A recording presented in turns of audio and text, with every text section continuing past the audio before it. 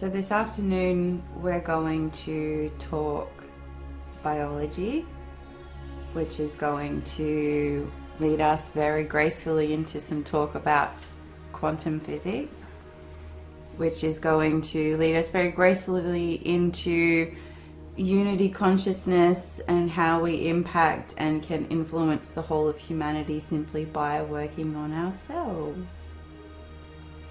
So I don't want you to engage your minds. I know it's very tempting when there's a lot of talk and when we're getting into nitty-gritty of things. I want you to keep your mind open. As much as you can, surrender the mind to higher mind, to God mind, or whatever source mind it is that you can access. I want you to be really present in your bodies, heart-centered, connected with the planet, and I want you to feel what it is that I'm sharing with you. Because if you try to go from A to B to C to D and try to lay it out in that linear kind of way, you're just going to get all tangled up and a bit messy, and you're going to miss the point, basically, and end up at J instead of Z. So just stay with it, let it flow, be open, feel what I'm sharing with you. And the point of me sharing this with you is for you to have insights into how you can be different. So feel into how it's applicable. How does this apply? What can I turn this into? How does this become action on the ground? How does this influence me or change me or the way that I engage with things? And see where you end up.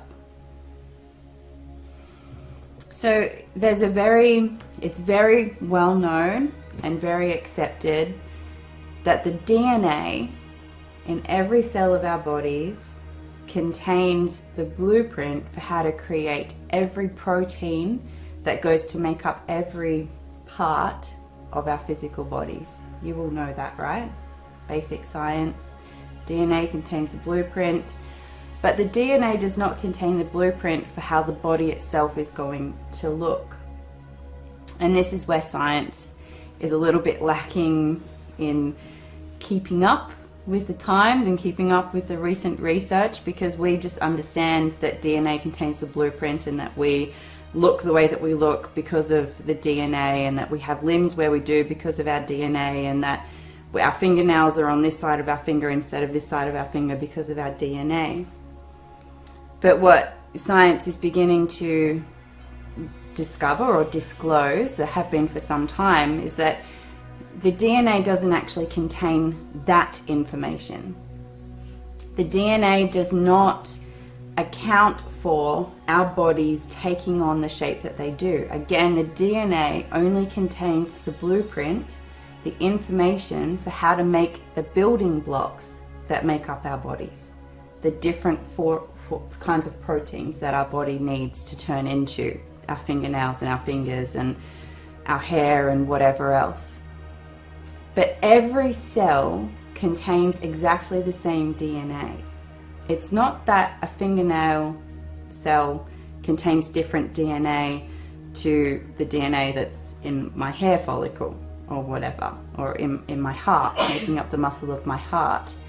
The same blueprint, that same DNA blueprint, is in every cell.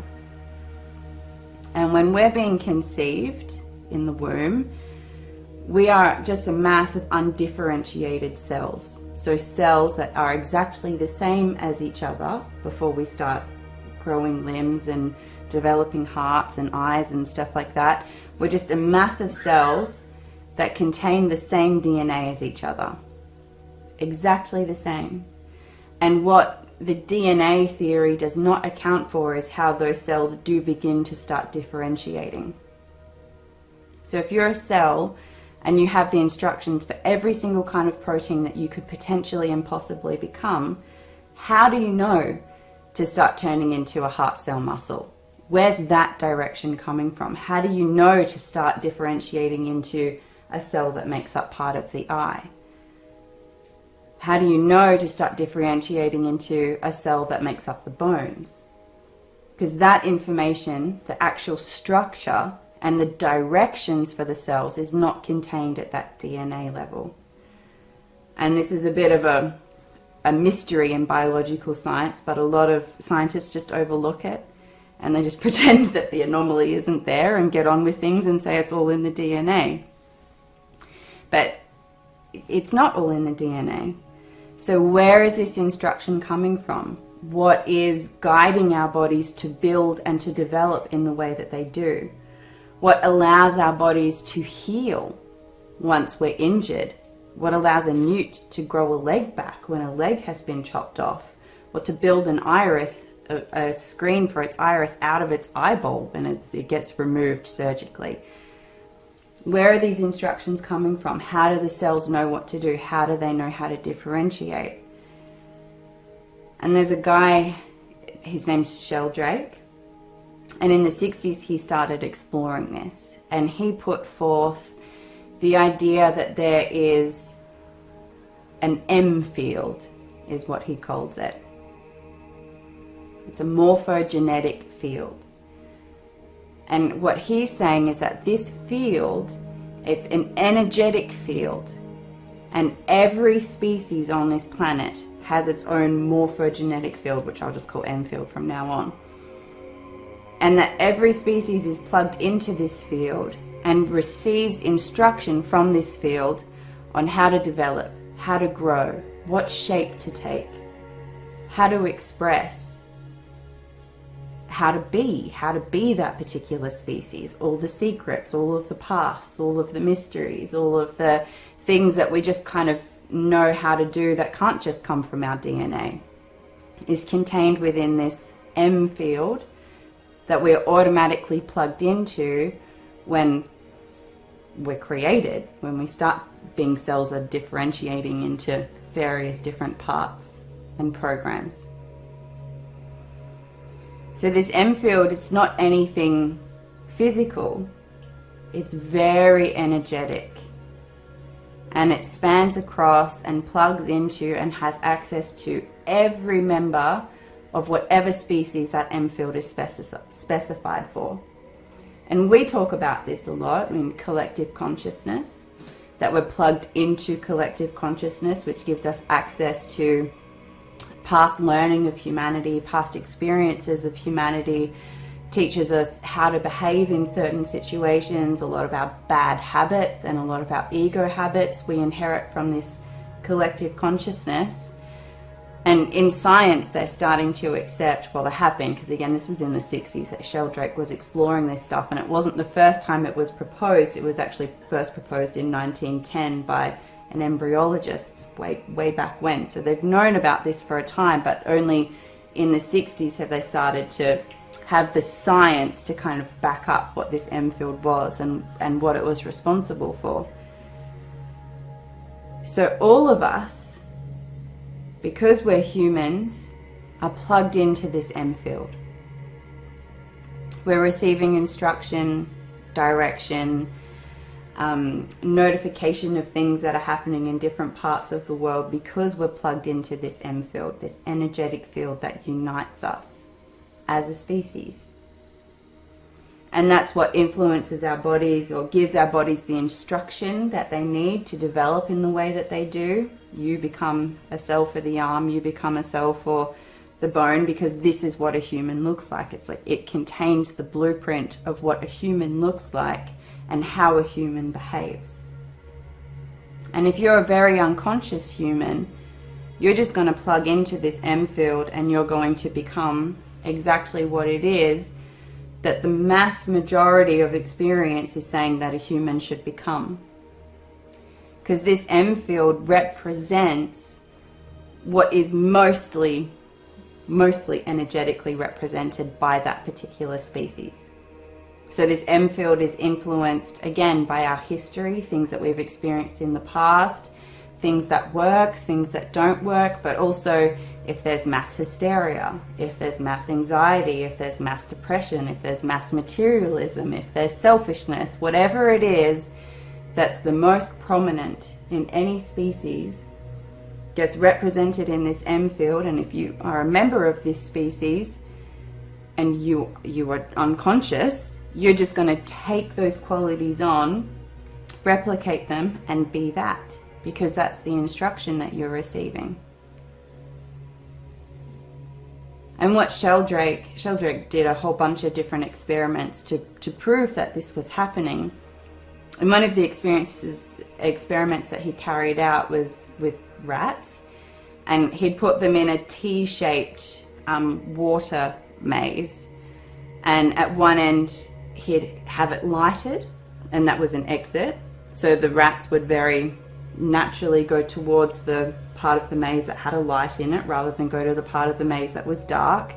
But he electrified the lighted part of that maze, and so these rats, when they would go towards the lighted exit, they'd get zapped.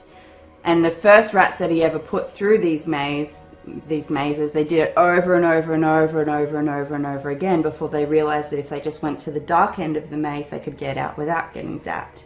And it took them ages to learn this. He had to do it repetitively.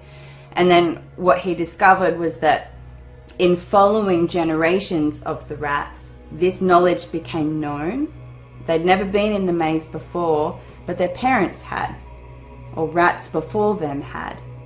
And so it was very easy for them to know which way to get out of the maze. They weren't tempted by the light because they somehow knew instinctively that they'd get electrocuted if they did.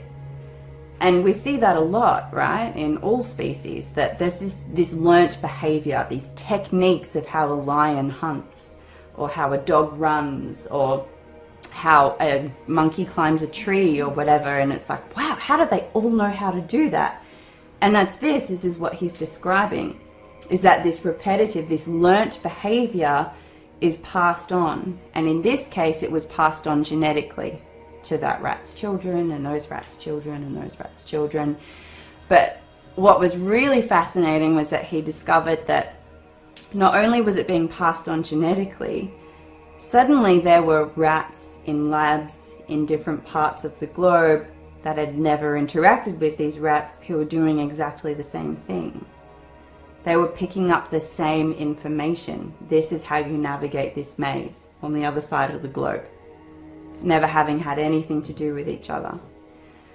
And a similar experience with some monkeys that were being fed sweet potatoes, but they were dirty, and then one monkey learnt that you wash it in the ocean water and it makes it salty and it cleans it. And then monkeys all over the globe are doing the same thing. And there's this behavior that's being learnt, that's being passed on, being passed around the globe through this M field. And the same thing is happening in the human kingdom. We're not consciously aware of it, but if something becomes the norm, or something becomes realized as a new technique or a new way of being, and enough energy gets behind that thing, it just gets uploaded to the M field that we're all plugged into, and we all have access to it. It's like these people that are having the same realizations at the same time, like Einstein and someone else competing with each other because they had the exact same idea at the same time. Because you plug it in, you make it available, and then everyone has access to it.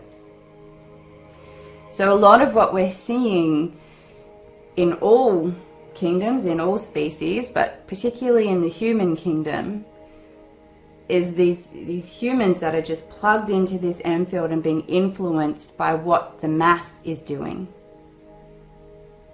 They're being influenced by what's happened in the past and what their ancestors have done, and that's constantly feeding through and influencing them. But they're being influenced constantly by what other humans are doing. You see a movement in this country, you'll see a similar one in this country. You see a desire for a certain thing here, and you'll see the same thing over here. Because we're all plugged in through this M field, through this mass consciousness, this unity consciousness that's very, very planetary, very three-dimensional. So if we're all plugged into that, and all it takes is for a majority or a certain amount of energy or a certain amount of humans to have a realization for it to become globally recognized, and for all of humanity to be influenced by it, what could we be doing? What could we be contributing? It really does matter. Everything that you guys are choosing to do, every realization that you have, every bit of energy that we put behind something, that we put behind some kind of movement, every ounce of energy that we send in a certain direction, or every time we say this is the new way, or this is the way that we choose to be, that's feeding into this M field. And it's only a matter of time before we've put enough energy into it that it just becomes the norm.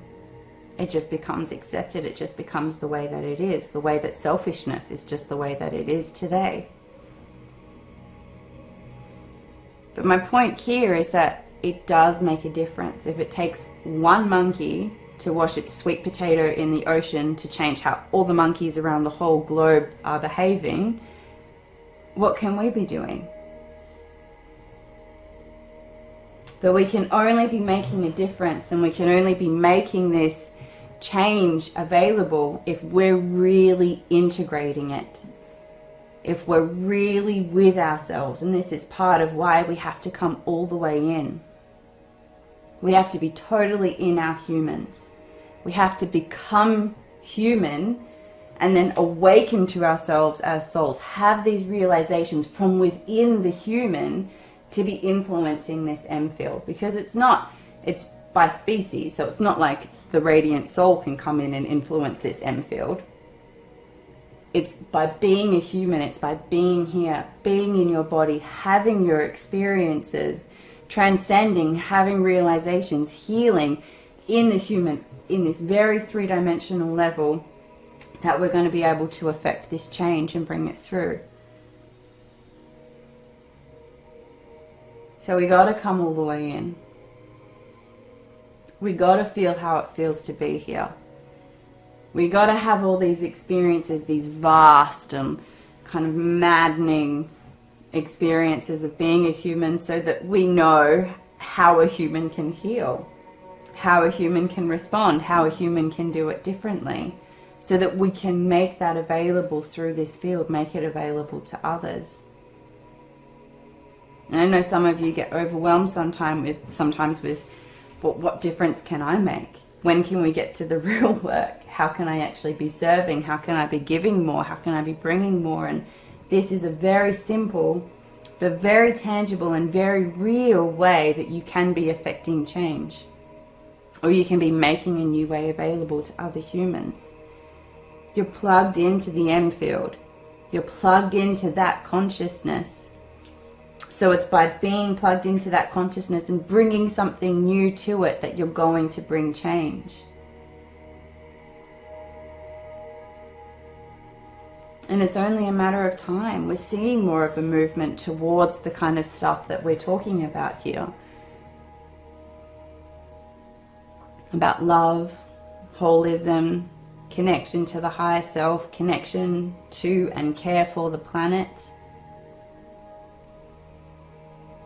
compassion for the fellow human. So much of the stuff that we're talking about here is starting to take on. We just need it to build enough for it to take over and for it to become freely available and to become just the norm. This is just what we do. We just hunt like this. We just wash our sweet potatoes in the ocean. We just go to the dark end of the maze. For it to become something that's just so common sense and ingrained and part of the human nature. So this is something very simple that we can all be doing. And I encourage all of you to come all the way in. Don't be afraid of your humanity. Don't be afraid of what already exists in the M field. Don't be afraid of what it is that you're already plugged into. And instead, become seated in the knowing of who and what you are. If you're aligned and you're centered and you're connected, you can't be pushed off course. If you engage with your ego, you can be pushed off course. If you're triggered or if you're not clearing the fears that are coming up for you, then yeah, the M field can influence you and you can be swept up by it. But if you come here, you claim your space, and you don't be afraid, you choose the new, you bring that new through, you ground the energy that you are, then you can be influencing this M field. You can be influencing this mass consciousness.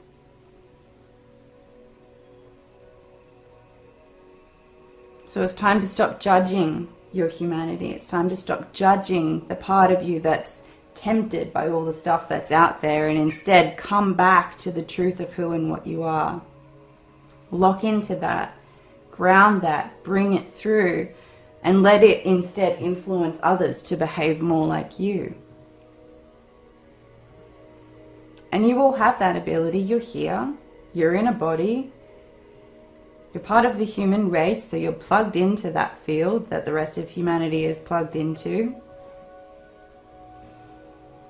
And you will have a lot of energy, so you have a lot of potential influence. But every time you get swept up, you're feeding into and giving your energy into what is already there. You're creating more of what already exists in that M field that everyone is plugged into. You're affirming that that is the way to be, that is the way to behave as a human. That is a weakness that humans can't overcome. That is a way to engage with life.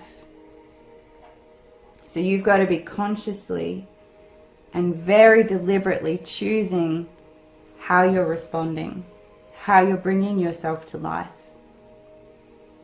how you're letting life influence you, the example that you're setting, the energy that you're feeding into that field. What is it that you're championing?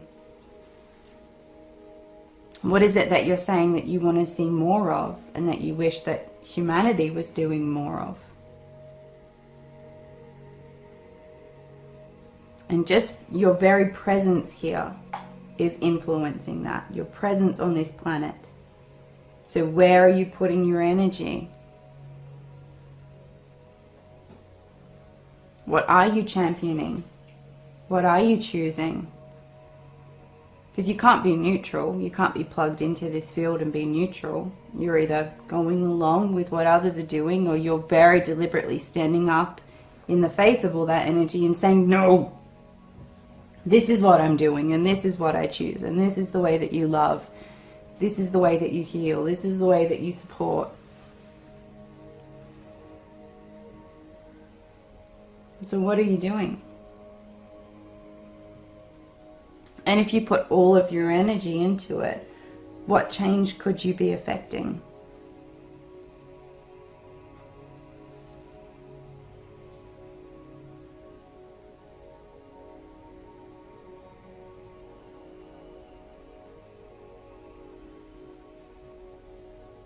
So you've got to live every moment of your life from that place of mastery. And even if you don't feel it yet, or it's something that you really struggle with, or that's a big challenge or a big fight for you, if you still choose that higher way, you choose to do it the higher way, you're putting energy into that, and you're going to make it easier for the next person to make that same choice. You're going to make it easier for yourself to make that same choice next time as well, because you've put that energy out there. You've made that available as a possibility.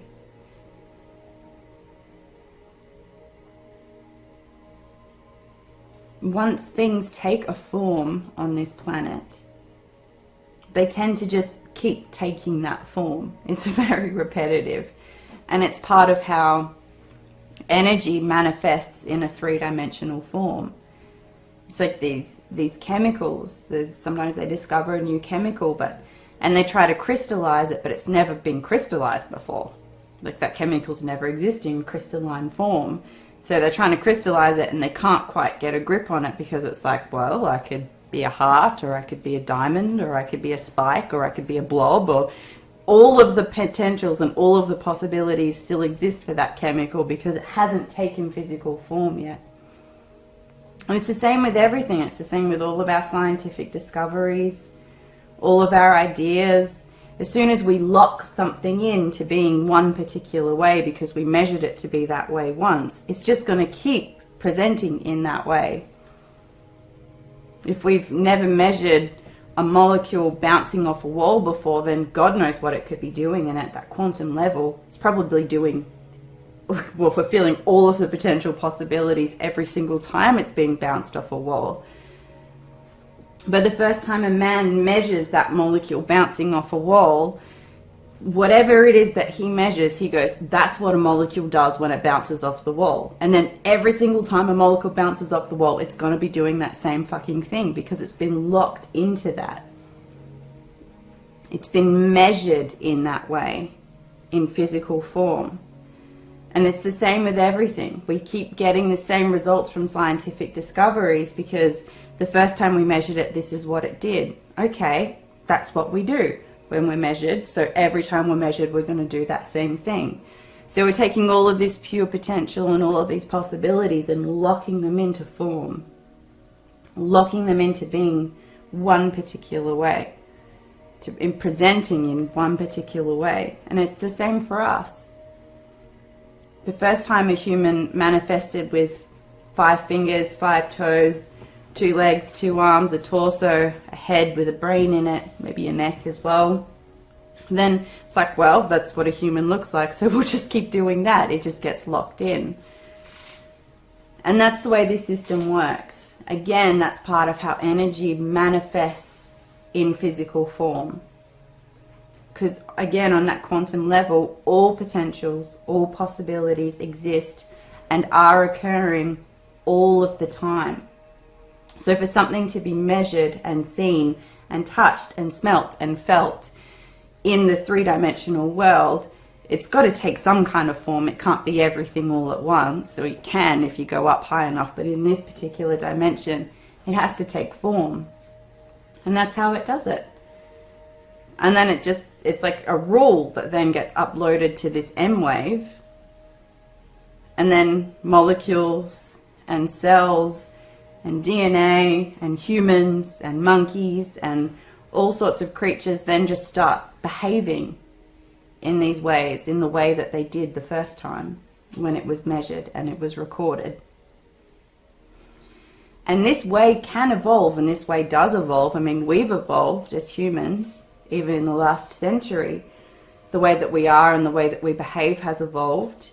Because one human does it differently and then teaches another human to do it differently, who teaches another human, and then it's uploaded to the M-Wave, and then every human's doing that thing, and it's available to everyone. That's how change happens. That's how species evolve. That's how that chemical that couldn't be measured and couldn't be crystallized starts taking on a form. And it's like, oh, I like being a square. So I'm going to be crystallized into a square the first time, and then it's a square all over the world whenever anyone crystallizes it or looks at it. So this is how things get stuck and how things take form and how things take shape, and we could get frustrated with that. Or we could accept that that's just how it is here, that's how it works here, and keep ourselves open to possibilities and potentials by not being overly influenced by the M wave and the M wave of other species and other things that we're plugged into, and instead deliberately and consciously choosing how we're going to respond. Deliberately and consciously be at the point that's pushing things to evolve, pushing things to change, because things are changing. They can be changing in any direction depending on whatever it is that humanity's choosing. So we can choose to be at the forefront of that, choosing to influence, choosing to direct, choosing to encourage things to evolve in a certain direction. Again, if we're conscious, if we're present, if we're not getting swept up with what already exists or what is trying to influence us, if we're saying no to things that are not about love, and we're very deliberately choosing how we're going to respond to life, what we're going to bring to life, what we're feeding into that M wave that all of humanity is plugged into. So it takes work, it takes consistency. The evolution is happening anyway. So why not put that work in and attempt to guide things to evolve in a particular direction that is actually about love, that is actually evolving as well, because some of what we're seeing is actually devolving.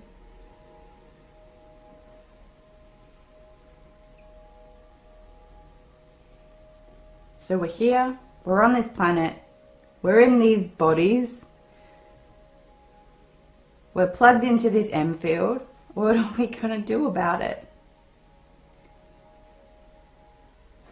Do we chuck a pity party and be the victim and go, oh, it's beyond my control, and look what they keep doing to me, and look what they're doing to each other, and look at the world, and look at humanity, and and get all swept up in the phenomena of it? Or do we go, oh, I'm here, I'm part of it, what am I going to do about it? And then commit in every moment to doing something about it.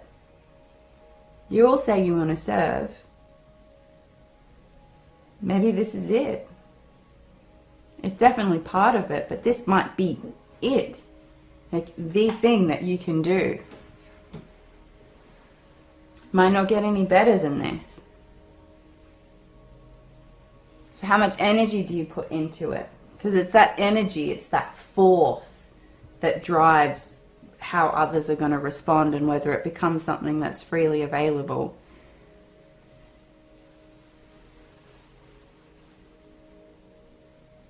Do you choose it with every fiber of your being? Do you choose it in every moment? What are you choosing? What are you bringing? What are you making available?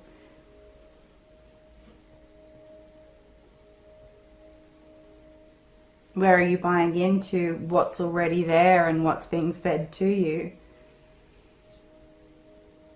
Where are you making a deliberate choice to not buy into that, to be sovereign, and to encourage others to move in the direction that you're moving in?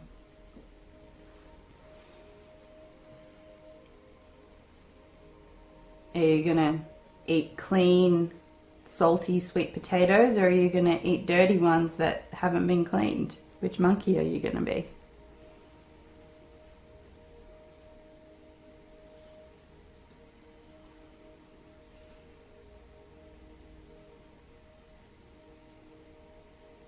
And with everything that we do over this retreat, I just want you to keep that in mind, that you're plugged into this field.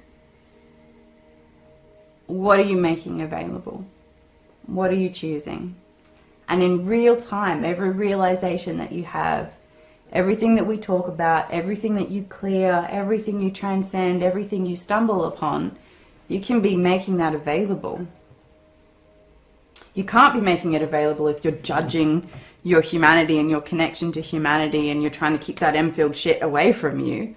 You can only be making it available if you're fully present in yourself, embracing your connection to humanity, embracing that M-field, not being afraid of it, and feeding energy into it. And for too long, we've tried to change humanity by avoiding it and by cutting it off and pretending that it isn't there and keeping it at bay. But you can't change anything if you're doing that. And what are you afraid of? Are you afraid that you're going to get swept up in it, that you're going to get lost in it, that you can't say no? Is your sex nature too strong? Is your ego too strong? What is it that you're afraid of?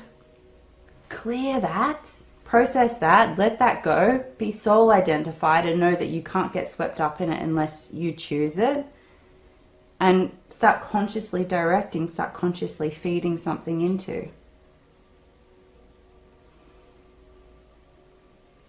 You can't personally transcend your humanity and heal your human, refine your ego expression or your physical expression if you're avoiding and denying it. And you also absolutely cannot affect change and be of a positive influence if you're trying to cut yourself off and be disconnected from humanity and everything that makes us human. This is why we encourage you to embrace all of your nature, all of the centers to be fully present in your body and refine your human character, refine your human nature. Refine the ego so it becomes a servant. Refine your sex nature. Refine your mind, your mental activity, what you're using your mind for. Your urges, your desires, all of that lower stuff. You got to find a way to heal it and to either transcend it or to refine it and surrender it up to something that makes it useful. So it becomes a vehicle of service, so you can feed that shit back into the M-wave and make it available to the rest of humanity. So for your own growth, for your own process, for your own ascension, for your own healing, you got to embrace. You got to be here. You got to be fully plugged in yourself, not afraid. And again, if you're afraid of something, why? Work with that. Let that go. And in the name of service as well. You got to be all of who you are. There can't be parts that you avoid and deny and try to get away from. You got to be in all of it, consciously choosing and directing and influencing from every part of you. Be an example of what humanity could be.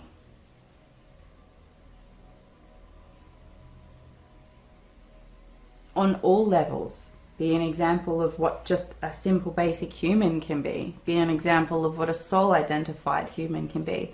Be an example of what spirit-informed can be. All of that on all levels. But it's got to be on all levels. You got to be all the way through.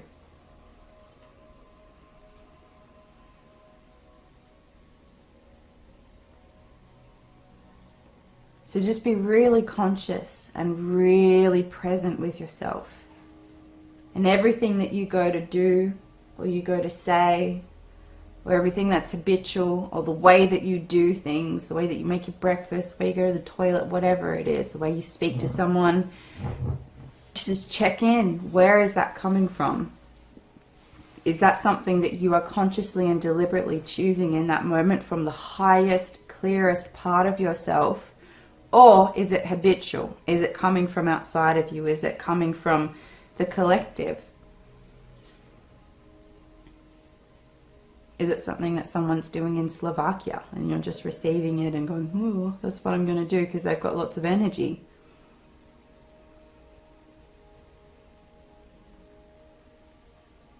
You are plugged in. You can't get away from that. And some of you really want to. You really want to keep everything at bay. You can't get away from it. You're here. So use it. Do something with it. I've been contaminated all around and it's my mind and my body and everything's plugged into everything else. Yeah, it is. Are you going to be influenced by it, or are you bringing your influence and your presence to it? There's got to be will in this process. You've got to be determined. You've got to be present. You've got to be conscious. There has to be love so that it's guided by something that is actually evolving and something that is actually about love and about healing. But that will aspect, that steely, steady, consistent presence is so important. Not from a place of fear. Again, your boundaries do not work if you're coming from a place of fear. Get that thing away from me, or I don't like that, or I don't want that. Boundaries do not work. It's got to come from a place of self-love. Calm assurance. It's the same with this. You cannot affect change if you're coming from a place of fear. I don't like that, or I don't want that to be like that, or I want that to be like this. It can't come from the lower human nature. It's got to be surrendered. It's got to be highly, inspired from on high. And it can't be about judgment. You got to fully embrace that compassion is so important. But it's your self-love, it's your self-respect, it's your compassion and your love for humanity that will allow you to be immersed in, but to also stand apart and be feeding into, be influencing. And when you guys are in that space where you're aligned and you're centered and you're connected to yourself and you're connected to Gaia, You're not afraid, are you? You're not judging. You know that you're source fueled. You know that you're about love. You know that you are choosing and directing your reality. You know that you can't be bowled over by dark forces unless you choose it, or something in you gives into it. You got to live there. You got to know when you go to the shopping centre that you can hold your own, that you can stay clear, that you can make your own choices and not just get swept up in what everyone else is doing. It's exactly the same, really. I mean, how are you when you go into a crowded shopping centre? Do you hold your own? Do you lose yourself? Are you influenced? Are you influencing? Are you sure in yourself? Are you getting knocked off your feet? What's happening for you? Are you staying grounded? Because that's going to be a representation of what's happening for you on a larger scale when you're plugged into this M field that's literally plugged into everyone and spans right from the physical body to the mental body. Are you holding your own? Are you grounded? Are you present? Are you deciding? Or are you getting swept up? Are you afraid? Are you trying to push everything away and hold the world at bay? I'm here to do my shopping, get the fuck away from me. Some of you do, that's the way that you navigate life and interactions with humans.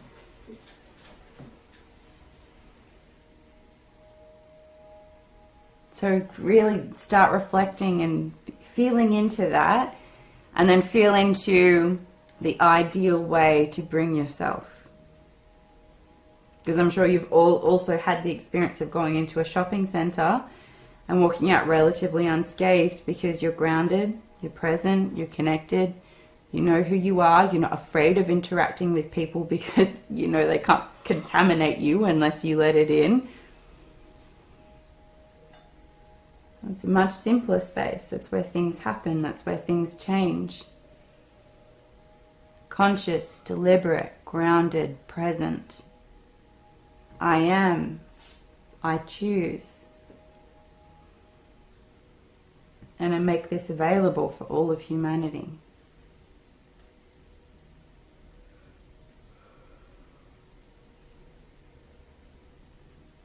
So really feel into that, and then immediately start working on the kind of presence that you need to be holding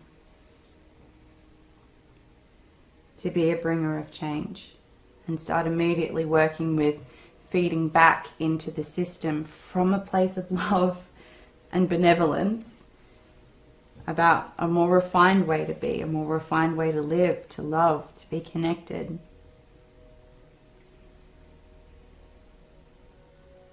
Because that's something that you can do right here, right now, in every moment of your life. And the science proves that it's effective. It does actually make a difference. It does actually change things. Yeah, there's a lot of fucking humans, but if enough of us put energy into it, then eventually it'll shift. It has to. But we got to be unwavering in what we're choosing and what we're putting energy into.